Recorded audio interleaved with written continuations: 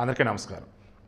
వెనకాల కిందన్న వీడియో ఉంది చూసారా, అది ప్రైవేట్లో ఉన్న వీడియో. ఇప్పుడు దాన్ని పబ్లిక్ చేశారు. కొద్దిగా క్రితం ఈ ధర్మస్థలకి సంబంధించి ఫస్ట్ చేసిన వీడియో అది. 100ల్లో హత్యలు అన్నది అబద్ధం, మరి నిజమేంటి అన్నది ఎక్స్ప్లెయిన్ చేస్తూ ఎక్స్ట్రాడినరీగా వీడియో ఇచ్చా. అది వీడియో పూర్తిగా చూడకుండా పైన థంబ్నెయిల్ చూసో టైటిల్ చూసో పిచ్చి పిచ్చి కామెంట్లు పెడుతున్నారు. ఇక నాకు విసుగొచ్చి రిప్లైస్ ఇవ్వలేక అలా కామెంట్స్ ఆఫ్ చేయలేక విసుగొచ్చేసి వీడియో ప్రైవేట్లో పెట్టా. ఎందుకు? దాని తర్వాత అప్పటికే వీడియోలు ఇచ్చున్నా, ఆ వీడియోలు చూసి సారీ సార్ ఇందాక వేరే వీడియో తప్పుగా మాట్లాడాం, అండ్ సెకండ్ ఇచ్చిన వీడియో థర్డ్ ఇచ్చిన వీడియోలు చూసి థ్యాంక్ యూ సార్ మీరు అన్నీ కవర్ చేశారు. ఈ వేలో ఇంకొంతమంది వచ్చేసి మీరు ఏదైనా ఒక టాపిక్ తీసుకుంటే స్టార్టింగ్ పాయింట్ నుంచి చివరి వరకు భలే తీసుకెళ్తారు సార్ రండి అని చెప్పేసి ఇంకొంతమంది. ఇది అర్థమైన వాళ్ళకి, తెలిసిన వాళ్ళకి. తెలియని వాళ్ళు ఆ ఒకటే వీడియో చూస్తున్నారు, వాళ్ళు ఎవరో బయట నుంచి వస్తున్నారు, మన సబ్స్క్రైబర్లు కాదు. దాంతో ఆ పిచ్చి పిచ్చి కామెంట్ చిరాకు వచ్చేసి ఆ వీడియో ప్రైవేట్ చేశాను. ఆ వీడియోలో నేనేం చెప్పాను, 100ల్లో హత్యలు అనేది అబద్ధం, కానీ హత్యలు జరిగి ఉంటాయి. అండ్ అక్కడ 100ల్లో పూడ్చిపెడుతున్నది అబద్ధం, కానీ పూడ్చిపెట్టే ఉంటారు. ఏ పారిశుద్ధ్య కార్మికుడైతే 1995 2014 నేను చేశాను అంటున్నాడు, ఆ పారిశుద్ధ్య కార్మికుడు ఏం చెప్పదలుచుకున్నాడు? అక్కడ మొత్తానికి ఎవరికి తెలియనిదో రహస్యం ఉంది, అది బయటపడాలి అన్నది అతనికి ఇంటెన్షన్ అయి ఉండిద్ది. ఇది నేను హైలైట్ చేశాను. వీరేంద్ర హెగ్డేనే సపోర్ట్ చేయాల, ఏది ధర్మస్థల ఆలయన ధర్మకర్తనే సపోర్ట్ చేయాలి. బీజేపీనో ఆర్ఎస్ఎస్నో అది నేను ఎవరిని సపోర్ట్ చేయాలి. చెప్పాం కదా, నోటుకు వచ్చిందా మాట, చేతికి వచ్చిన తర్వాత ముక్కు వచ్చిందా చూడు, ఇదే బ్యాచ్ అనమాట సోషల్ మీడియాలో. దెన్ ఆ రోజు ఆ వీడియోలు చెప్పింది పబ్లిక్ చేస్తాను, నెక్స్ట్ ఉంది చూసుకోండి, వీలైతే డిస్క్రిప్షన్ లింక్ కూడా ఇస్తా చూడండి. అదే ఈరోజు నిజమైంది. నా ఫస్ట్ వీడియోలో చెప్పిన దానికి నేను కట్టుబడి ఉన్నా, ఇప్పటికీ అదే మాట మీద ఉన్నా. 100ల్లో శవాలని నాకు నమ్మేటట్టు లేదు, కానీ ఖచ్చితంగా ఇతను చెప్తున్న దాని ప్రకారం మొత్తానికి ఎవరో ఊహించినటువంటి వ్యక్తుల శవాలు అయితే ఉండుంటాయి. దానివల్ల వీరేంద్ర హెగ్డే కుటుంబమా, లేదా బీజేపీనా, కాంగ్రెసా, Janata Dal united, Janata Dal secular, JDS, Kumaraswamy party వాళ్ళ, ఇంకా వేరే వేరే పార్టీల వల్ల, రాజకీయ నాయకుల, డబ్బున్న వాళ్ళ, మొత్తం బయటకు రావడానికి ఆస్కారం అయితే ఉందన్నట్టుగా ఇతని యొక్క ఇంటెన్షన్ నాకు అర్థమైంది. అలా ప్రణబ్ మహంతితో కమిటీ వేశారు, సిట్ వేశారు. ఇందులో ఒక లేడీ జితేంద్ర అండ్ ఇంకో అతను Achyuta some person and Pranab Mahanti, మొత్తం నలుగురు. ఈ కమిటీ మొత్తం చూసుకుంటూ ఉన్నప్పుడు సిన్సియర్ టీమ్ అన్నట్టు. కోర్స్ అయినా కానీ కిందకు రెగ్యులర్ కామెంట్లు పెట్టారు, ఇది తేలదలే, ఇది ఇంతలే, అది లేదు అని. సరే వద్దు, కామెంట్ మనకు వద్దు. సో నేను చెప్పదలుచుకుంది ఏంది, ఇప్పుడు మొత్తం 15 స్పాట్లు చూపించాడు ఇతను. 1995 to 2014 ఈ 20 ఇయర్స్లో మొత్తం 15 చోట్ల నేను తగలబెట్టా, 15 చోట్ల నేను పాతి పెట్టా అంటూ స్పాట్లు చూపెట్టాడు. అన్నిటి కూడా జియో ట్యాగింగ్ చేసేసి, అన్నిటికీ అది మిస్ అవ్వకుండా జియో ట్యాగింగ్ చేసేసి, ఎవరు కూడా చుట్టుపక్కల రాకుండా సెక్యూరిటీ పెట్టి, సీసీటీవీలు పెట్టి, అండ్ ఫస్ట్ ఒకదాన్ని తవ్వుదాన్ని స్టార్ట్ చేశారు. 15 అడుగుల వెడల్పు, 8 అడుగుల లోతు తవ్వారు. ఎన్ని శవాలు బయటపడి ఉంటే మీరే చెప్పండి. 1 2 3 4 5 ఎన్ని? ఒక్కటి కూడా బయటపడాల. అంటే 1995 అంటే ఇది 2025 కదా, హార్డ్లీ 30 ఇయర్స్ రైట్. ఈ 30 సంవత్సరాలు ఎక్కడైనా వరదలు వచ్చి మొత్తం మట్టి పూడిగిపోయిందా అంటే మే భయం ఉండవచ్చు. దెన్ జేసీబీ తీసుకొచ్చి మొత్తం ఇప్పుడు తవ్వుదామని అంటున్నారు. మనకు అందుతున్న సమాచారం ఇప్పటివరకు ఒక స్పాటే తవ్వారు. ఒక స్పాట్ వచ్చేసి హైవే పక్కన ఉంది, మిగతా 14 స్పాట్లు నది పక్కన ఉన్నాయి. ఇప్పుడు అవన్నీ తవ్వాలి. ఈ తవ్విన వాటిలో బయటపడే వాటిని బేస్ చేసుకొని DNA టెస్టులు చేయాలి. ఇమీడియట్గా అక్కడ ఉన్న ఫోరెన్సిక్ ఎక్స్పర్ట్స్, ఆంథ్రోపాలజిస్టులు, రెవెన్యూ డిపార్ట్మెంట్, పోలీసులు వీళ్ళంతా కూడా మొత్తం టీం వైజ్ ఉండి పనిచేస్తూ ఉన్నారు. ఇప్పటివరకు అయితే అతను ఏదైతే నేను పాత పెట్టిన ఒక శవం ఇదిగో నేనే తీసుకొచ్చాను స్పాట్ అది చూపించినాడో, ఇప్పటివరకు అదే నిజం తేలింది. ఇక ఇప్పుడు తేలాల్సింది ఏంటి, అదిగో అక్కడ పాతి పెట్టా, ఇదిగో ఇక్కడ కాల్చాను అంటున్నప్పుడు ఆడ శవాలు దొరకాలి, స్కెలిటన్ దొరకాలి. అనిండి భట్ శవం కూడా ఇక్కడే ఉందా లేదా, వాళ్ళ అమ్మాయి ఇక్కడే ఉందని అంటుంది. 2003లో మిస్ అయిన అమ్మాయి, ఆ అమ్మాయి మరి దొరికిద్దా లేదో చూద్దాం. సో అంతిమంగా నేను చెప్తుంది ఏంటంటే, దయచేసి ఇప్పటికన్నా మన సబ్స్క్రైబర్ని ప్రత్యేకించి చెప్పాల్సిన అవసరం లే. ఈ వీడియో చాలామంది చూస్తారు కాబట్టి, అయ్యా నా పేరు జర్నలిస్ట్ శివప్రసాద్ అంటారు, క్యాటిస్ ఎస్పీర్ అంటారు, అక్టోబర్ 2 2020 నా ఛానల్ పెట్టా. నా ఛానల్ పెట్టిన 1 ఇయర్కో 1.5 ఇయర్కో ఎవరో ఒక వ్యక్తి గురించి ఏదో సమాచారం ఇచ్చా, అది కరెక్టే.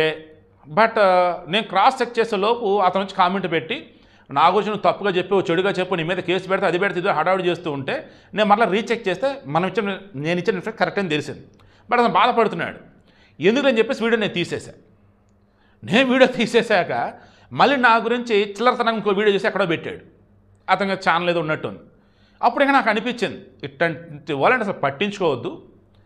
అండ్ ఒకవేళ వీడియో కానీ చేస్తే నా తప్పు ఏమీ లేదు కరెక్ట్గా ఉందనుకుంటే అలాగే ఉంచాలి తీయద్దురా బాబు అనుకున్నా.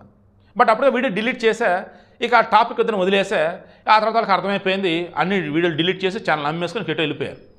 సో నేను ఎందుకు చెప్తున్నానంటే నేను ఒక వీడియో చేస్తున్నా, ఒక టాపిక్ తీసుకున్నా, మ్యాక్సిమం రీసెర్చ్ చేసి కరెక్ట్ వేలే వెళ్తానండి. బట్ స్టార్టింగ్ అన్నప్పుడు స్టెప్ బై స్టెప్ వెళ్తాను. అట్ ఏ టైం రావు కదా. ఇలా స్టెప్ బై స్టెప్ వెళ్తున్నప్పుడు కొన్ని మీకు నచ్చవచ్చు, కొన్ని నచ్చకపోవచ్చు. సో నేను వీడియో డిలీట్ చేసిన అది ఒక డిలీట్ చేశా. అది కూడా మళ్ళీ నా తప్పు లేకుండా అవతల అతను మిస్టేక్ ఉందని తెలిసినా అతను బాధపడతాడు నాకు అనిపించి సరే అని చెప్పి నేను తీసేశాను. అందులో కూడా సమాజం ఒక మంచి మెసేజే ఇచ్చాను. అది కూడా ఈవెన్ అందులో కూడా అతను పాజిటివ్గానే చెప్పా. అతనికి అర్థం కాల ఆవేశం ఎవరోజు రెచ్చగొడితే హడావిడి. మీరు కూడా చాలామంది పెట్టి కామెంట్లు అలాగే ఉంటాయి. పూర్తి వీడియో చూడకుండా రెచ్చిపోతూ కామెంట్లు పెడతా ఉంటారు. సో విషయం ఏంటి, అది ఫస్ట్ వీడియో నేను డిలీట్ చేసింది. సెకండ్ వీడియో వచ్చేసి ఒక డిలీట్ చేసింది ఏంటంటే తెనాలిలో ఒక ఆమె వాళ్ళ అత్తను చంపిందని చెప్పేసి కేసు. వాస్తవానికి అక్కడ ఆమెకు వచ్చే సైకిల్స్కి ఏదో ఇష్యూస్ ఉన్నాయంట. ఆమె ఆత్మహత్య చేసుకొని చచ్చిపోయింది. బట్ పొడుచుకోవడం సంథింగ్ ఏదో చేసుకుంది. ఇది నాకు అరెస్ట్ అయినటువంటి అక్యూజ్డ్ వాళ్ళ చెల్లి నాకు మొత్తం మెయిల్లో చెప్తే ఆ తర్వాత అందులో వాళ్ళ మామయ్య వాళ్ళ నెంబర్లు కూడా ఇస్తే నేను క్రాస్ చెక్ చేసి తెనాలిలో రిమైనింగ్ ఫ్రెండ్స్ని అడిగితే వాళ్ళు చెప్పింది నిజమే, పోలీసులే ఆ అమ్మాయిని అనవసరంగా అరెస్ట్ చేశారు అని చెప్పేసి అన్నారు. దెన్ అప్పుడు ఆ వీడియో డిలీట్ చేశారు. ఆ తర్వాత నాకు తెలిసి ఇంకా రేర్ అండి ఇంకేదో వీడియో అంతే పొలిటికల్ ఏదో ఒకటి డిలీట్ చేశాను అంతే. ఈ 5 సంవత్సరాల జర్నీలో 3 వీడియో డిలీట్ చేశాను. ఇక మ్యాక్సిమం వీడియోలు అన్నప్పుడు ఏదన్నా తేడాగా ఉన్నారంటే ప్రైవేట్లోనే పెడతా. ఇంకా అంతా అయిపోయింది, ఆ వీడియో నాకు చిరాకుగా ఉందంటే అప్పుడు నేను ఆ వీడియో తీసేస్తాను. అంటే అవతల వాళ్ళకి ఇబ్బంది కలిగిస్తూ అండ్ నేనేదో రాంగ్ ఇన్ఫర్మేషన్ ఇచ్చాను అనుకున్నా, లేదా కరెక్ట్ ఇన్ఫర్మేషన్ ఇచ్చినా అవతలకి ఇబ్బంది ఉందని అనుకుంటే నేను అలా డిలీట్ చేసి 3 వీడియోలు ఈ 5 సంవత్సరాల మీద. రిమైనింగ్ వీడియోలలో నాకు చిరాకు వచ్చి కంపరం వస్తే కొన్ని కంటెంట్లు ఉంటాయి, అవి ఈగ తప్పదని ఇస్తా. ఆ తర్వాత కనిపిస్తుంటే తమ్నైలు మనుషులతో చూడబుద్ది కాదు, నేను తీసేస్తాను ఇంకా తర్వాత చాలా ఇంకా అని చెప్పేసి అలా బోల్డెన్ చేశాను, డిలీట్ చేసి అటువంటివి. సో ఇప్పుడు విషయం నేను చెప్తున్నది, నేను ఒక టాపిక్ తీసుకున్నప్పుడు స్టెప్ బై స్టెప్ వెళ్తూ ఉన్నప్పుడు కొంచెం ఓపికతో అన్నీ ఒకే దానిలో రావు కాబట్టి కొంచెం ఆగండి. లేదు మొత్తం ఒకే దానిలో ఇచ్చారని మీరు అనుకుంటే అప్పుడు కింద కామెంట్లో పెట్టండి ఏంటి ఇలా ఇచ్చారు అలా ఇచ్చారని. మన సబ్స్క్రైబర్స్ పట్లర్ ఈ వీడియోలో కొత్తగా తెలిసింది ఏముండదు, అన్నీ మీకు తెలిసినవే ఉంటాయి. ఈ వీడియో కొత్తగా చూసే వాళ్ళు ఎమోషన్ ఫీల్ అవుతారు కాబట్టి నేను చెప్తున్నాను. అండ్ ఏ వీడియో అయితే మన ధర్మస్థలంలో ఫస్ట్ ఇచ్చిన వీడియో ఉందో నేను ఇప్పుడు ఆ వీడియో ముందు ప్రైవేట్ చేసి కదా ఇప్పుడు పబ్లిక్ చేసి డిస్ప్లే చేస్తాను చూడండి. ఆ వీడియోని డిస్క్రిప్షన్ కూడా ఇస్తాను చూడండి. నేను చాలా క్లారిటీగా చెప్పాను అందులో. ఇతను మొత్తానికి ఏదో రహస్యాన్ని బయటపడదని అనుకుంటున్నాడు. 100 శవాలు అయితే అబద్ధం నాకు అనిపిస్తుంది. అండ్ మిస్సింగ్ కంప్లైంట్స్ రాలా. ఎస్, మిస్సింగ్ కంప్లైంట్ లేకపోతే వాళ్ళు తీసుకోలేదని చెప్పేసి కొంతమంది చెప్పిన మాట నిజం. అనుమానాస్పదంగా కొంతమంది చనిపోయిన మాట నిజం. అండ్ కొంతమంది అదృశ్యమైన మాట నిజం.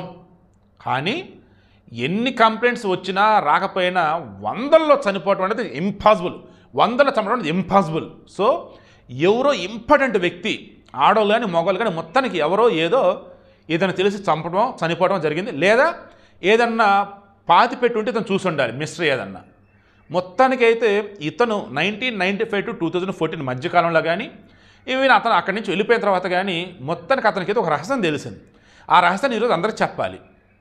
అందుకే ఆయన వచ్చాడో నాకైతే అనిపిస్తూ ఉంది. మరలా చెప్తున్నా, స్టార్టింగ్ డే చెప్పింది ఇప్పుడు కూడా చెప్తున్నా, 100లో చనిపోవటాలు చంపటాలు పూడ్చిపెడతలైతే జరుగుండో నాకైతే అనిపిస్తుంది అంతే.